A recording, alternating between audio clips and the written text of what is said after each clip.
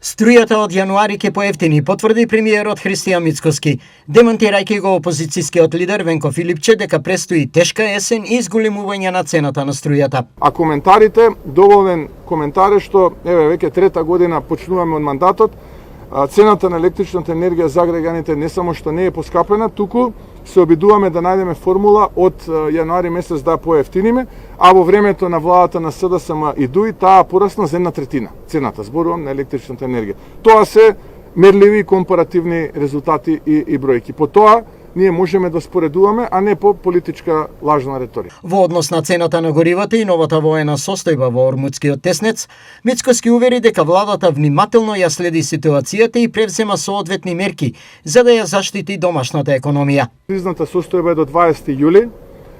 Мислам дека веќе се исполнети условите, да веќе од понеделник имаме повторно намалување на акцизите за безоловниот и за дизелот. Да почекаме, денеска сме 15 да затворат берзите за да направиме анализа за првите 15 дена.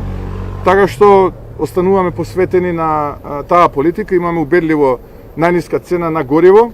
Некој ќе рече, ама платите кај нас какви се во Германија, какви се? Да, ама цената на горивата е од берза. Кај што купува Германија, купуваме и ние. Не купуваме ние од различно место, ние немаме во двор извор на нафта, па од тој извор на нафта да ги полниме резервоарите на нашите автомобили. Така што од кај што купуваат, тие купуваме и ние. Прашањето е зошто е таму 2 пати поскапо, зошто во Албанија е 70% поскапо, зошто во Грција е речиси 2 пати поскапо, зошто во Србија е 50% поскапо.